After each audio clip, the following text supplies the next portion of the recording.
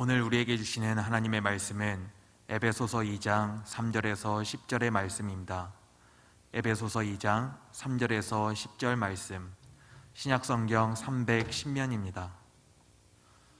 에베소서 2장 3절에서 10절 말씀입니다. 전에는 우리도 다 그 가운데서 우리 육체의 욕심을 따라 지내며 육체와 마음에 원하는 것을 하여 다른 이들과 같이 본질상 진노의 자녀이었더니 긍휼이 풍성하신 하나님이 우리를 사랑하신 그 큰 사랑을 인하여 허물로 죽은 우리를 그리스도와 함께 살리셨고 너희는 은혜로 구원을 받은 것이라.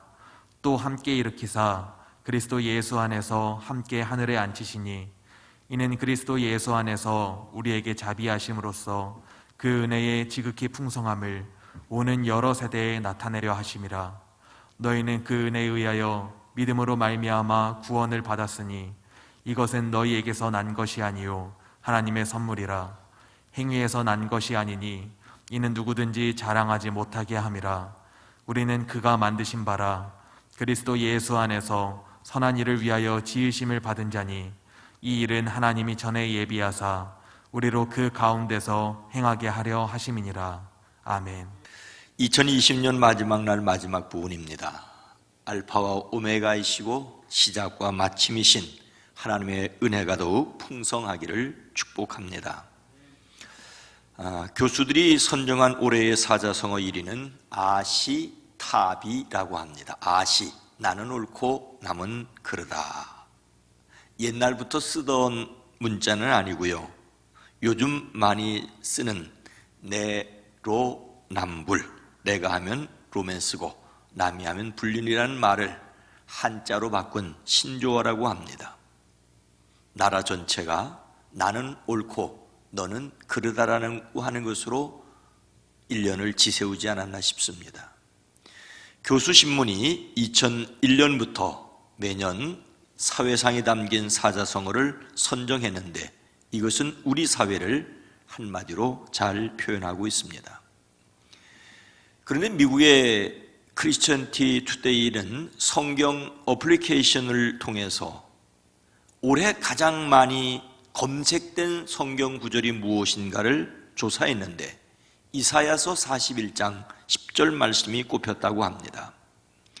전 세계를 뒤흔든 코로나19의 여파로 성경 앱 검색어도 반영이 되는데 가장 많이 검색된 것이 두려움이었고 치유라는 말도 꾸준히 검색되었다고 합니다.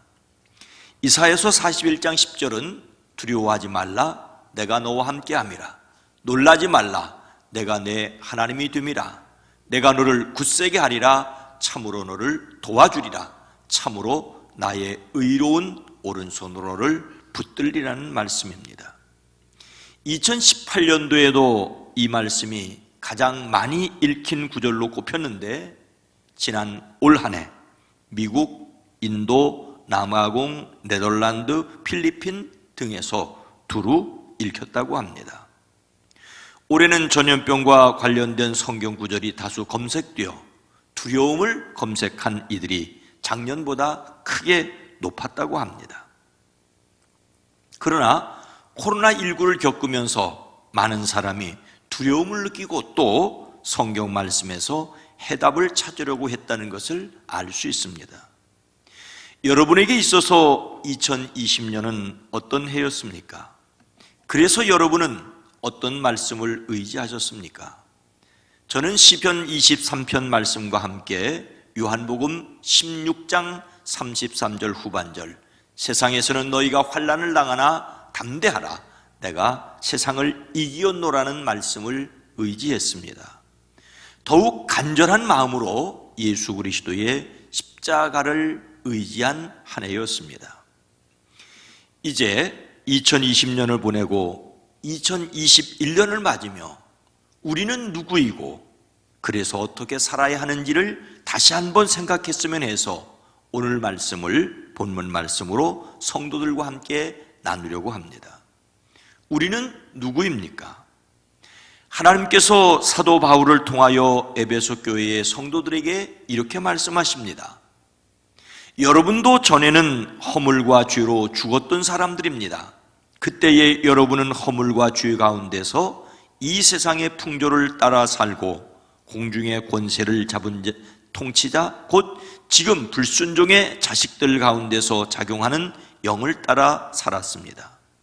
우리도 모두 전에는 그들 가운데서 육신의 정욕대로 살고 육신과 마음이 원하는 대로 행했으며 나머지 사람들과 마찬가지로 날 때부터 진노의 자식이었습니다. 이 말씀은 에베소 교회의 성도들만의 모습은 아닙니다. 우리 역시 허물과 죄로 죽었던 사람들입니다. 세상 모든 사람들과 마찬가지로 하나님 앞에서 진노의 자식이었습니다. 그런데 어떻게 되었습니까? 그러나 하나님은 자비가 넘치신 분이셔서 우리를 사랑하신 그 크신 사랑으로 말미암아 범죄로 죽은 우리를 그리스도와 함께 살려주셨습니다. 여러분은 은혜로 구원을 얻었습니다. 오늘 말씀에서 5절과 6절 말씀을 함께 읽으면 이렇습니다. 허물로 죽은 우리를 그리스도와 함께 살리셨고 너희는 은혜로 구원을 받은 것이라 또 함께 일으키사 그리스도 예수 안에서 함께 하늘에 앉히시니. 저는 이 말씀에서 함께라는 말에 주목해야 한다고 생각합니다. 예수님을 그리스도로 믿는다는 것은 예수님과 함께 살았고 예수님과 함께 일으키심을 받았고 예수님과 함께 하늘에 앉음을 받은 자라가 되었다는 것입니다. 이것을 어떻게 사람의 말로 설명하고 증명할 수 있겠습니까? 도무지 설명할 수 없기에 믿을 뿐입니다. 증명할 수 없기에 믿을 뿐입니다. 이것이 제가 받은 은혜입니다. 우리는 은혜로 하늘에 앉은 자입니다. 한 10여 년 전쯤 책을 정리하다가 빛바랜 사진 한 장을 발견했습니다. 어릴 때 형제들과 함께 찍은 사진입니다. 박제 호랑이를 타고 찍은 것인데 50년이 훨씬 넘었습니다. 그 사진이 있다는 것조차도 까마득히 잊고 살았는데 책갈피 속에서 툭 떨어지는 것을 보니 이 사진이었습니다. 어떻게 이 사진이 사라지지 않고 저와 가까이 있었을까요? 저는 이 사진을 일부러 가지고 다니지 않았습니다. 아니, 있다는 것조차도 잊고 있었습니다. 그런데 그 책이, 이 사진이 책 속에 끼어 있어서 그 책에 가는 곳이라면 함께 돌아다녔습니다. 10여 년 전에 이 사진을 다시 발견하고 그때부터는 따로 보관해 두고 있습니다. 저는 예수님을 믿고 예수님과 함께 있다는 것이 이와 같다고 생각합니다. 예수님께서 저를 품고 계셨기에 저는 예수님과 함께 죽었고 예수님과 함께 살았고 예수님과 함께 하늘에 앉은 것입니다. 성경은 우리가 아직 죄인 되었을 때 그리스도께서 우리를 위하여 죽으심으로 하나님께서 우리에 대한 자기의 사랑을 확증하셨느니라고, 우리에 대한 하나님의 계획은 우리가 예수님을 믿기 훨씬 이전부터 있었다라고 하는 것입니다. 그 사랑 안에서 우리는 함께 살았습니다. 이것이 복음이고 이것이 믿어짐이 은혜입니다. 자신이 예수님과 함께 살리심을 받았음을 믿으시기를 바랍니다. 가장 놀라운 것은 우리가 예수님과 함께 하늘에 앉은 자라는 말씀입니다. 우리의 구원은 죄와 허물로 죽은 사람을 살리셨다는 데서 끝나지 않았습니다. 하나님께서는 예수 그리스도를 살리시고 높이실 때 우리도 함께 살리시고 높이셨습니다. 그래서 성경은 오직 우리의 시민권은 하늘에 있는지라고 하였습니다. 성도는 땅에 살아도 예수님 안에서 하늘에 속한 자입니다. 힘들고 어려운 일을 겪으면서 언제나 기억해야 할 것은 우리가 하늘에 앉은 자라는 것입니다. 그래야만 예수님께서 가르쳐주신 기도 뜻이 하늘에서 이루어진 것 같이 땅에서도 이루어지다라고 기도할 수 있습니다. 우리는 땅에 살아도 하늘에 속한 사람임을 확신하시기를 주의 이름으로 축복합니다. 우리는 예수님 안에서 하늘에 앉았습니다. 그러나 여전히 땅에서 살고 있습니다. 우리가 하늘에 속한 사람으로서 땅에 살기 위해서 알아야 할 것이 있습니다. 10절 말씀입니다. 우리는 그가 만드신 바라 그리스도 예수 안에서 선한 일을 위하여 지으심을 받은 자니 이 일은 하나님이 전에 예비하사 우리로 그 가운데서 행하게 하려 하심이니라. 우리는 그의 만드신 바라는 이 말씀을 공동번역 성경과 새번역은 우리는 하나님의 작품입니다라고 번역하고 있습니다. 우리는 하나님의 작품입니다. 어떤 것이든지 그것이 작품이 되기 위해서는 반드시 만드는 과정이 있습니다. 어떤 작품이든지 작가의 수고를 통하여 만들어집니다. 세계적으로 널리 알려져 있는 로마의 바티칸 베드로 대성당이 있죠. 베드로 대성당 바로 뒤에 엿이어서 시스티나 성당이 있습니다. 이 시스티나 성당에 몇 가지 유명한 점이 있습니다. 천주교인들에게는 새 교황을 선출할 때 추기경들이 모여서 선거하는 것으로 유명합니다. 그러나 일반인들에게는, 관광객들에게는 이 성당 천정에 미켈란젤로가 그린 불후의 명작 천지창조가 있기 때문입니다. 미켈란젤로는 1508년 5월 작업을 착수해서 1512년 이 대작을 완성하기까지 4년 5개월 동안 열정과 창작력을 총동원하였습니다. 그는 천장의 그림을 그리기 위하여 무리한 자세를 취했기 때문에 무릎에 물이 고이고 등이 굽었습니다. 그림을 완성한 후에도 고개를 젖혀야만 편지를 읽을 수 있을 정도였다라고 합니다. 우리가 하나님의 작품이 된 것은 전적인 하나님의 은혜입니다. 우리 자신의 어떤 공로나 어떤 협력도 없이 하나님께서 만드셨습니다. 우리는 값없이 거저 하나님의 작품이 되었습니다. 그러나 그 은혜의 배후에는 땀과 눈물과 피가 있었습니다. 하나님의 독생자가 하늘 영광을 버리고 이 땅에 낮고 천한 모습으로 태어나셨습니다. 사람들과 같이 된 것이 아니라 사람들보다 낮고 천하게 되셨습니다. 흉악한 자로 몰려 십자가에 달리셨습니다. 고통 속에 돌아가시고 무덤에 묻히셨습니다. 그리스도의 고난을 통하여 그리스도인들이라는 작품이 만들어졌습니다. 그리스도의 고난을 통하여 그리스도인이라는 작품을 만드셨습니다. 우리는 예수님 안에서 지으심을 받은 자입니다. 하나님께서 사람을 사랑하셨고 그 사랑은 십자가의 고난을 통하여 작품이 되었습니다. 우리가 하늘에 앉은 것은 하나님의 사랑 안에서 예수 그리스도의 고난을 통하여 이루어진 것입니다. 우리에게 그 보증으로 성령을 주셨습니다. 자신이 하나님께 사랑받는 사람임을 잊지 마십시오. 예수님을 믿음으로 하늘에 앉은 자 된 것은 오직 하나님께서 우리를 위하여 이루신 사랑입니다. 우리는 하나님의 사랑으로 하늘에 앉은 자가 되었습니다.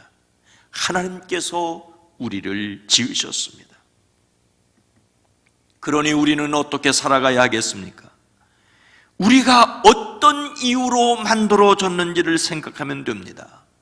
7절 말씀입니다. 이는 그리스도 예수 안에서 우리에게 자비하심으로써 그 은혜의 지극히 풍성함을 오는 여러 세대에 나타내려 하심이라.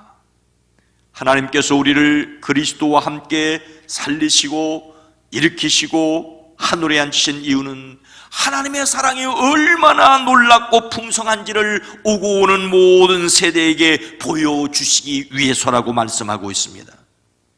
하나님께서 우리를 하나님의 작품으로 만드신 것은 우리를 통하여 하나님의 사랑을 사람들에게 나타내 보이시려는 목적이 있었습니다. 찬송가 305장 나 같은 죄인 살리신을 작곡한 존 류터는 전직이 노예를 거래하는 상인이었습니다. 류터는 노예 손에서 선원 생활을 하다가 선장이 되었고 노예 상인이 되었습니다. 나중에 영국 해군에 입대하였다가 문제를 일으켜 그 자신이 노예로 팔리는 어려움을 겪기도 했습니다. 이런 어려움을 통하여서 하나님의 사랑을 깨닫고 회개하고 목사가 되었습니다. 그는 자신이 천국에 가면 세 가지 깜짝 놀랄 일이 있을 것이라고 말했습니다. 천국에는 첫째로 꼭 만날이라고 기대했던 사람을 만날 수 없어서 놀랄 것이라는 것입니다. 둘째로는 천국에서 만날이라고 기대하지 않았던 사람을 만나고 놀라게 될 것이라는 것입니다. 셋째는 류터는 나 같은 죄인이 천국에 있는 것을 보고 놀랄 것이라고 말했습니다. 그는 자신 같은 죄인도 살려주신 주님의 은혜가 놀라와 이 찬송을 지었습니다. 가는 곳곳마다 나 같은 죄인도 살리셨는데 당신과 같은 사람은 어찌 하나님이 사랑하시지 않겠느냐라고 간증하였습니다. 그 결과로 많은 사람들을 하나님께로 돌아오게 하였습니다. 우리는 하나님의 은혜의 통로이어야 합니다. 작품마다 그것을 만든 동기가 있고 그것을 만드는 과정이 있고 그 다음에는 제대로 사용하여야 합니다. 하나님의 사랑을 동기로 예수님의 희생을 방법으로 만들어진 작품인 우리도 사용 용도를 따라 사용되어야 합니다. 무엇입니까? 10절 말씀입니다. 우리는 그가 만드신 바라 그리스도 예수 안에서 선한 일을 위하여 지으심을 받은 자니 이 일은 하나님이 전에 예비하사 우리로 그 가운데서 행하게 하려 하심이라. 우리는 하나님의 선하신 일을 위하여 지음을 받았습니다. 선한 일을 행하게 하려는 목적으로 만들어졌습니다.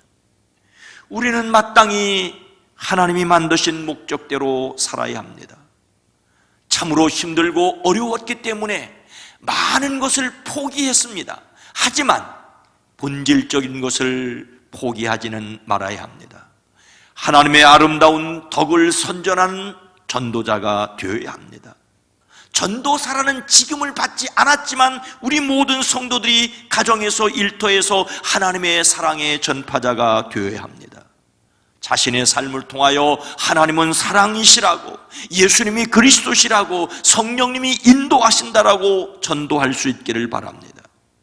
하늘에 앉은 사람으로서 이런 놀라운 일을 이루신 하나님을 드러내는 사람들이 되기를 주의 이름으로 축복합니다.